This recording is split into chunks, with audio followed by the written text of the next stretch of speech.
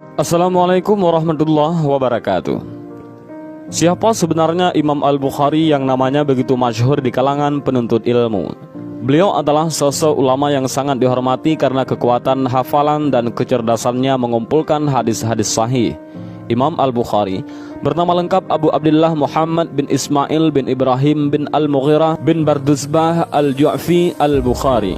Beliau lahir pada Jumat 13 Syawal 194 Hijriah bertepatan 21 Juli 810 Masehi di kota Bukhara, sebuah kota di Uzbekistan, dan wafat tahun 256 Hijriah di desa Khartang, Uzbekistan.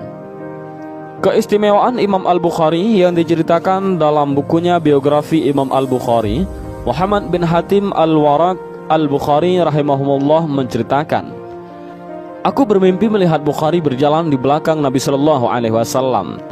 Setiap kali Nabi Shallallahu Alaihi Wasallam mengangkat telapak kakinya, maka Abu Abdullah ataupun Bukhari pun meletakkan telapak kakinya di situ.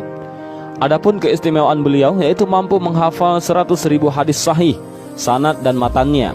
Selain itu, hafal 200.000 hadis tidak sahih, sanad dan matannya, sebagaimana pernyataan beliau, 'Saya hafal 100.000 hadis sahih dan 200.000 hadis yang tidak sahih.' Kehebatan hafalan Imam Al-Bukhari tampak ketika ulama Baghdad mendengar akan kedatangan Abu Abdullah ke kota mereka. Dengan sengaja mereka itu mempersiapkan 100 hadis dan kemudian menukar dan merubah matan dan sanadnya. Mereka menukar matan satu sanad dengan teks hadis yang lain, dan begitu sebaliknya. Setiap orang memegangi 10 hadis yang nantinya akan dilontarkan kepada Abu Abdullah sebagai bahan ujian kekuatan hafalannya. Orang-orang pun berkumpul di dalam majelis. Orang pertama menanyakan kepada Imam Al-Bukhari 10 hadis yang ia miliki satu persatu. Setiap kali ditanya, Imam Al-Bukhari menjawab sampai hadis yang ke-10. "Saya tahu mengenalnya." Hadis itu dengan sanad yang disebutkan. Para ulama yang hadir pun saling menoleh kepada yang lain dan berkata, "Orang ini benar-benar paham." Sementara orang yang tidak tahu tujuan digelarnya majelis itu menilai Imam Al-Bukhari sebagai orang yang hafalannya lemah. Kemudian tampillah orang kedua, lakukan hal yang sama, dan setiap kali mendengarkan satu hadis, beliau berkomentar sama, "Aku tidak mengenalnya." Selanjutnya tampil orang ketiga sampai orang terakhir dengan komentar yang sama. Setelah semua selesai menyampaikan hadis-hadisnya, Imam Al-Bukhari menoleh ke arah orang pertama seraya meluruskan, "Hadismu yang pertama mestinya demikian, yang kedua mestinya demikian, yang ketiga mestinya demikian," sampai membenarkan hadis yang ke-10. Setiap hadis beliau satukan dengan matan-matannya yang benar. Beliau melakukan hal yang sama kepada orang pengujinya yang lain sampai pada orang yang terakhir. Akhirnya orang-orang pun betul-betul mengakui akan kehebatan hafalan beliau. Di Samarkand, yang sekarang adalah Uzbekistan, Imam Al-Bukhari pun menghadapi hal yang sama. Bahkan selama 7 hari berturut-turut, 400-an ulama hadis menguji beliau dengan hadis-hadis yang sanad-sanad dan rijal ataupun para perawi yang telah dicampur adukkan. Menempatkan sanad perawi Syam ke dalam sanad perawi Irak, sanad dari perawi Yaman ke dalam sanad perawi Hijaz, meletakkan matan hadis bukan pada sanadnya. Lantas mereka membacakan hadis-hadis plus sanad-sanadnya yang sudah campur aduk ini ke hadapan Imam Al-Bukhari. Dengan sigap beliau mengoreksi semua hadis dan sanad itu dan menyatukan setiap hadis dengan sanadnya yang benar.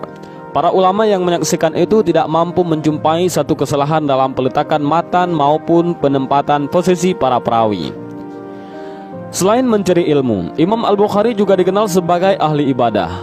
Musabbah bin Sa'id berkata, beliau ketika Ramadan siang hari khatam Al-Quran sekali, adapun malamnya setiap sholat khatam baca Al-Quran setiap 3 malam. Selain itu, beliau selalu salat 2 rakaat setiap menuliskan satu biografi ulama ketika menulis kitab At-Tarikh Al-Kabir, dan mandi lalu salat 2 rakaat di setiap menuliskan satu hadis dalam Sahih Bukhari. Ada kisah tak biasa berkaitan dengan keistimewaan Imam Al-Bukhari setelah beliau wafat.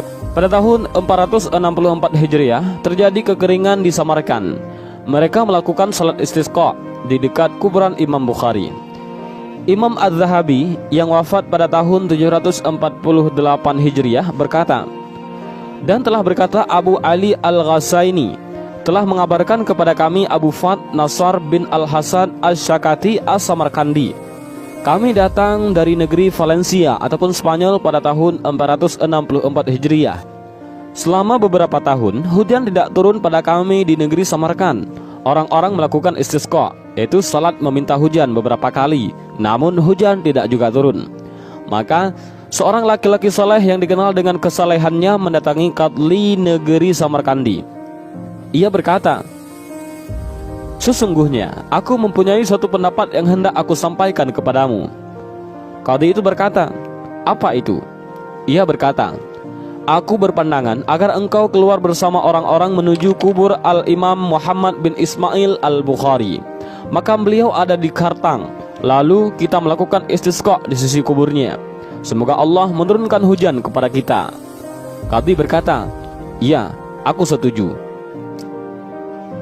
Maka sang qadhi pun keluar dan diikuti oleh orang-orang bersamanya. Qadhi tersebut melakukan istisqa bersama orang-orang.